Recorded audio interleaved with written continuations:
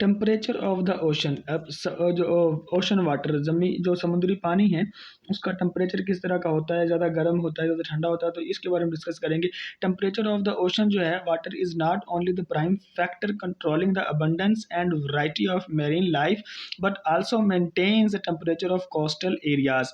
अब ये कहना क्या चाहता है कि जो समंदर के अंदर जो टेम्परेचर होता है वो सिर्फ एक प्राइम फैक्टर इसलिए नहीं है कि वो कंट्रोल करता है कि अबंडेंस मतलब बहुत ज़्यादा, बहुतात, बहुत ज़्यादा, and variety of marine life, और मुख्तलिफ़ किस्म की, वैरायटी मतलब मुख्तलिफ़ किस्म की। वो सिर्फ इसलिए अहम नहीं है कि वो मुख्तलिफ़ किस्म की जो मेरीन लाइफ है, समुद्री हयात है, जैसे उसमें मैंने बताया था कि शार्क्स, मछलियाँ, और उसके अंदर समुद्री शेर्स, लाइन्स, वो चीज़ें रहती हैं। तो ये इसलिए अहम नहीं है कि ये इनको कंट्रोल करता है, ये फैक्टर उनके लिए ज़रूरी होता है, बल्कि इसका एक और फैक्टर भी है कि ये मेंटेन करता है temperature of the coastal areas. Coastal area बोलते हैं ये समंदर है, जिस तरह हमारा कराची का समंदर है, और समंदर के किनारे के साथ साथ जो आबादी होती है, जो शहर होते हैं, कि जो इनके साहिल, जिसको हम उर्दू में बोलते हैं, इसको बोलते हैं कोस्टल एरियाज। तो ये इन एरियाज को हम कोस्टल एरियाज बोलेंगे। अब जो कोस्टल एरियाज का टेम्परेचर होता है उसको भी जो समंदर होता है वो मेंटेन यानी बरकरार करता है।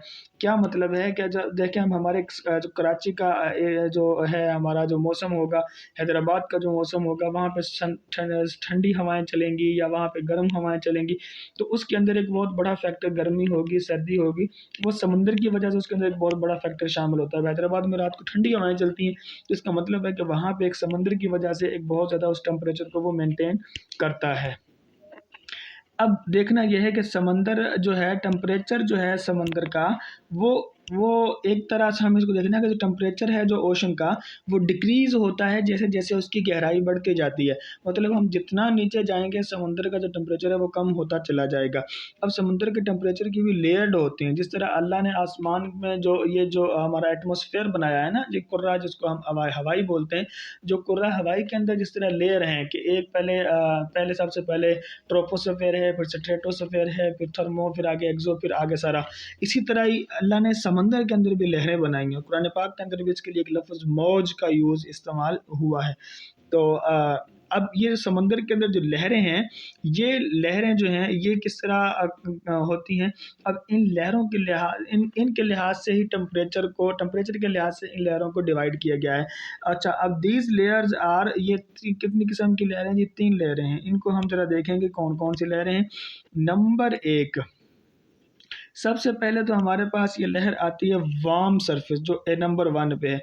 वार्म सरफेस जो है वो लेयर है which has an average temperature of 20 to 25 centigrade. अब यहाँ पे 20 से 25 डिग्री सेंटीग्रेड जिस तरह का ज़मीन का टेम्परेचर है, इस तरह का टेम्परेचर होता है जिस पानी में, जो ऊपर वाली सतह का पानी है समंदर में, उसको बोलते हैं वार्म सरफेस लेयर। वार्म मतलब गर्म सतह की जो लेयर है, लहर है। दूसरा जो आता है वो है मिडल लेयर। मिडिल लेयर कौन सी है? मिडिल लेयर हम देखेंगे कि मिडिल लेयर जो है इसकी जो टेम्परेचर होता है वो 5 डिग्री सेंटीग्रेड से 20 डिग्री सेंटीग्रेड तक, मतलब 20 डिग्री सेंटीग्रेड से वो कम होकर कहाँ पे आ जाता है, अब 25 से 20 तक जो थी वो वार्म थी, सरफेस थी, लेकिन जो 20 से फिर आगे 5 डिग्री तक कम हो, डिग्रीज टेम्परेचर और कम हो गया, तो इसको हम क्या कहेंगे, इसको हम मिडिल लेयर बोलेंगे। और इसी लेयर का दूसरा नाम है थर्मोक्लाइन लेयर। थर्मोक्लाइन। इसके बाद एक लेयर आती है उसको हम बोलते हैं कोल्ड लेयर। जो कोल्ड लेयर है वो है तीसरी वाली है। ये कौन सी लेयर है? जहाँ पे टेम्परेचर -5 डिग्री, 0 डिग्री से -5 तक होता है। -5 मतलब 0 से भी ज़्यादा कम, बर्फ़ जम जाती है 0 पे, इससे भी ज़्यादा कम हो जाता है, यानी कि बहुत ज़्यादा ठंडा, यख ठंडा, ये कोल्ड जिसको बोलते हैं, ये कोल्ड डीप लेयर, ठंडी गहरी लहर जो होती है, ये 3 लहरें होती हैं।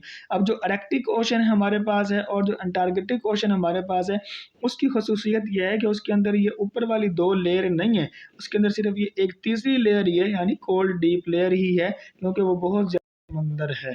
तो इसलिए आर्कटिक ओशन के अंदर ये 3 लेयर्स मौजूद है। तो ये थी 3 layers of the ocean water according to their temperature.